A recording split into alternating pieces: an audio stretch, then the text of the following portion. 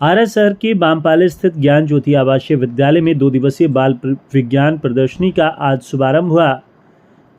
शनिवार को बड़े धूमधाम के साथ 2 दिवसीय बाल विज्ञान प्रदर्शनी का शुभारंभ किया गया, जिसमें मुख्य अतिथि स्वरूप पधारे प्रोफेसर रणविजय, भाई परमेश्वर, doctor S K Rungta, professor Neeraj, doctor Kumar Jitendra, doctor Savita Rungta, doctor Annapurna Prasad के साथ विद्यालय के निदेशक डॉक्टर आदित्य विजय जैन, प्राचार्य डॉक्टर सीपी जैन, डॉक्टर हर्षित जैन, अरिहंत सिद्ध जिनवानी द्वारा संयुक्त रूप से दीप प्रज्वलित कर किया गया। साथ ही आकाश की ऊंचाइयों को छूने की तमन्ना लेकर खुले आसमान में गुब्बारे छोड़े गए। उद्घाटन समारोह में अतिथियों का स्वागत करते हुए विद्यालय के निदेशक डॉक्टर आदित्य विजय जैन ने इस आयोजन की विशेषता पर प्रकाश डालते हुए बताया कि विद्यालय के वर्ग नर्सरी से लेकर 12वीं तक के सिलेबस पर आधारित सभी विषयों पर प्रोजेक्ट के माध्यम से विद्यार्थियों द्वारा प्रदर्शन किया जा रहा है। डॉक्टर जैन का कहना है कि विज्ञान केवल भौतिकी, रसायन अथवा जीव विज्ञान तक ही सीमित नहीं है, बल्कि किसी भी विषय का विशेष ज्ञान ही विज्ञान है। इसके अंतर्गत विज्ञान के अतिरिक्त हिंदी, संस्कृत, सामाजिक विज्ञान, भूगोल, इतिहास आदि सभी विषयों को इस प्रदर्शनी में सम्मिलित किया गया है।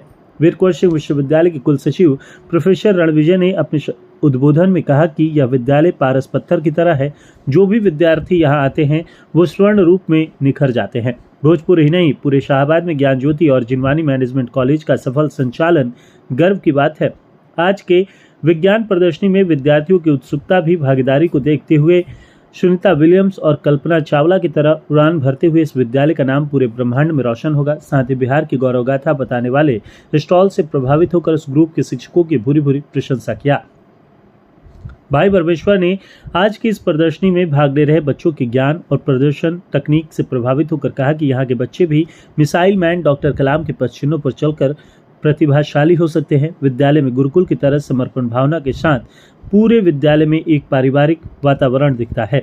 डॉक्टर एस के रुंगटा ने कहा कि छात्रों का उद्देश्य केवल प्रतियोगिताओं में भाग लेकर पुरस्कार जीतना ही नहीं होना चाहिए, अपितु सभी प्रकार के आयोजनों में भागीदारी करना सबसे आवश्यक है।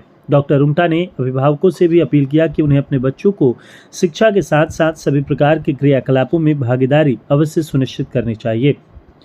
प्रोफेसर नीरज सिंह ने कहा कि यहाँ ज्ञान और कला का अद्भुत संगम देखने को मिल रहा है। विभिन्न विषयों पर बच्चों द्वारा की गई तैयारी की प्रशंसा करते हुए नन्हे बच्चों द्वारा पंचायती राज, मानवाधिकार, उपभोक्ता संरक्षण कानून आदि जैसे महत्वपूर्ण विषयों पर सार्वजनिक रूप से विद्यार्थियों द्वारा प्रकाश डालना विद्यालय हित, देश हित, समाहित, राष्ट्र हित, नागरिक हित में अति लाभकारी है। डॉक्टर सविता रुंगटा ने इतिहास का उदाहरण देते हुए बताया कि वैज्ञानिकों की जीवन भर का संघर्ष और सफलता प्राप्त करने पर वह इतिहास बनता है और सदियों तक याद किया जाता है। वहीं डॉक्टर कुमार जितेंद्र ने प्रदर्शनी का भ्रमण कर कहा कि यहाँ ज्ञान और विज्ञान का अद्भुत संबंध है। विद्यालय परिवार द्वारा उत्तम प्रबंधन किया गया है। अरिहंत विजय जैन ने बताया कि विद्यालय के 1140 विद्यार्थियों ने उत्सुकता के साथ इस विज्ञान प्रदर्शनी में भाग लिया और 425 से अधिक प्रोजेक्ट्स लगाए हैं। साथ ही भारत सरकार के डाक विभाग द्वारा एक स्टॉल यहाँ लगाया गया है, जिसमें माई स्टैम्प स्कीम के अंतर्गत आपकी फोटो वाला डाक टिकट हाथों हाथ बनाकर दिया जा रहा है।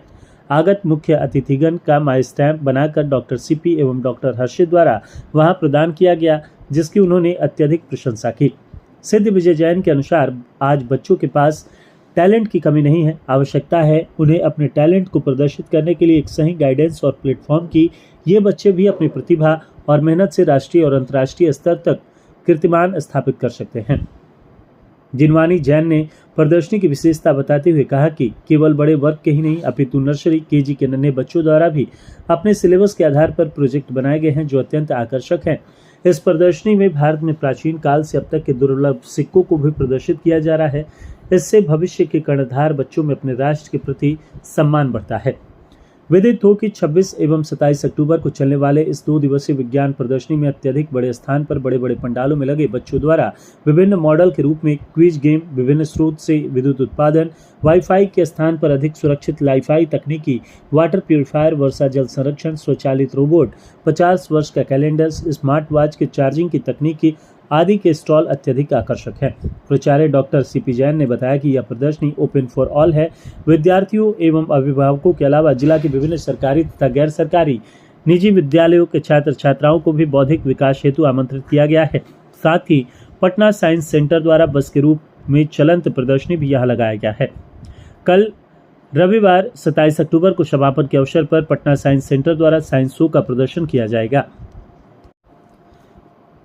Vice principal doctor Sarvesh Kumar ने बताया कि अपने विद्यालय के अलावा शाहपुर के निर्मला शिक्षा भवन, उत्क्रमित मध्य विद्यालय बंधा बिहिया, पठान का एमएस विद्यालय, उत्क्रमित मध्य विद्यालय खजुरिया, विशुनपुरा एवं बामपाली हाई स्कूल बामपाली तथा कार्यशात आदि के लगभग 500 छात्र छात्राओं ने अपने विद्यालय के शिक्षकों के साथ इस प्रदर्शनी का भ्रमण किया। राकेश पाठक ने बताया कि हेल्थ एंड एजुकेशनल सोसाइटी आरा के अंतर्गत संचालित इस ज्ञान ज्योति आवासीय विद्यालय द्वारा प्रदर्शनी में जिनवानी मैनेजमेंट कॉलेज के छात्र छात्राओं शिक्षकों द्वारा उत्तम प्रबंधन की व्यवस्था की गई है। साथ ही ज्ञान ज्योति के प्ले ग्रुप की नाला मोड़ आरा में संचालित अतिरिक्त शाखा ज्ञान ज्योति नटखट जोन के भी छात्र छात्राओं एवं शिक्षिकाओं की भागीदारी प्रशंसनीय है।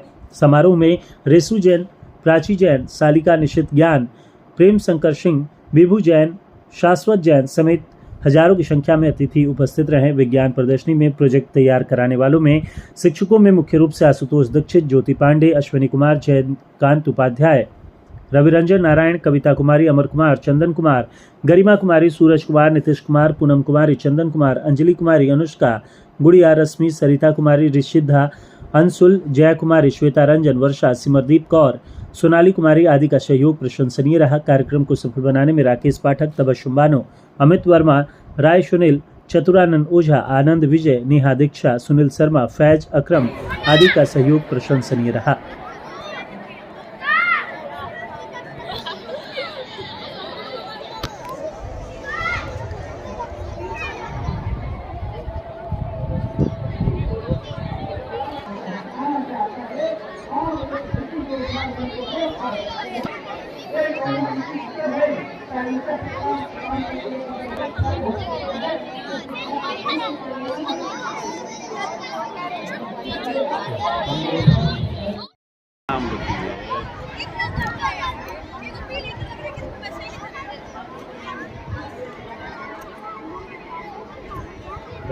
प्राचीन शिक्षा प्रणाली गुरुकुल आधुनिक शिक्षा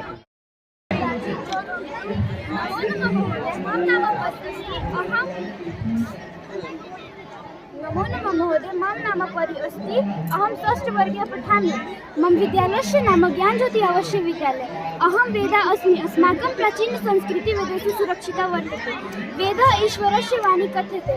संसारस्य प्राचीनतमं साहित्यं वेदेषु निहितम् अस्ति।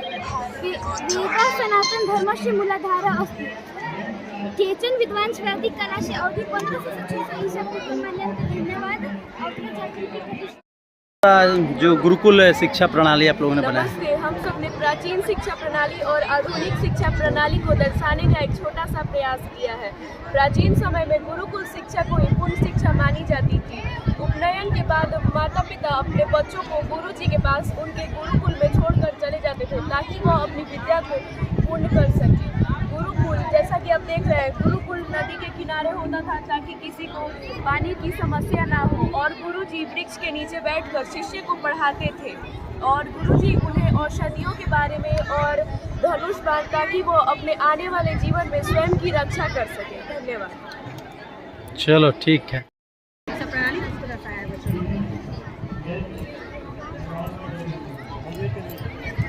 गुरुकुल शिक्षा के बाद आधुनिक शिक्षा प्रणाली में क्या कुछ है ये बताओ आप। आधुनिक शिक्षा प्रणाली आजकल बहुत प्रचलित है। इसके उदाहरण में हमारा अपना स्कूल सबसे अच्छा उदाहरण है। हमारे स्कूल में प्रैक्टिकल नॉलेज जैसे robotics lab, computer lab, maths lab और यहाँ तक कि हमारे क्लासेज में स्मार्ट बोर्ड्स का भी यूज़ होता है ताकि हमारे ज्ञान को बढ़ाया जा सके। हमारा स्कूल पुराने ज़माने की प्राचीन शिक्षा प्रणाली से भी कुछ नया इंस्पायर्ड है। जैसे कि प्राचीन शिक्षा में प्रैक्टिकल स्किल्स होते थे और हमें सिखाया जाता था, वैसे ही हमारे स्कूल में भी प्रैक्टिकल स्किल्स होते थे, उसके बाद हमें यानी प्राचीन शिक्षा प्रणाली के जो संस्कार हैं वो आपके स्कूल में निहित हैं। केवल आधुनिक शिक्षा हो गया वो। चलो ठीक है। Very good morning.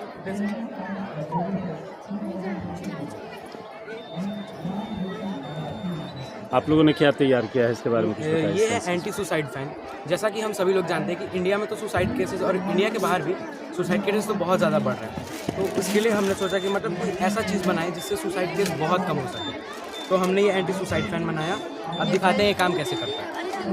जो ये फैन है, मान लीजिए कोई गया सुसाइड करने, ठीक है, जैसे ही सुसाइड करने जाएगा और जैसे ही लटकेगा तो फैन नीचे आ जाएगा और वो सफोकेशन रुक जाएगा और अलार्म बजने लगेगा। जिससे घर वाले लोगों को मालूम चल जाएगा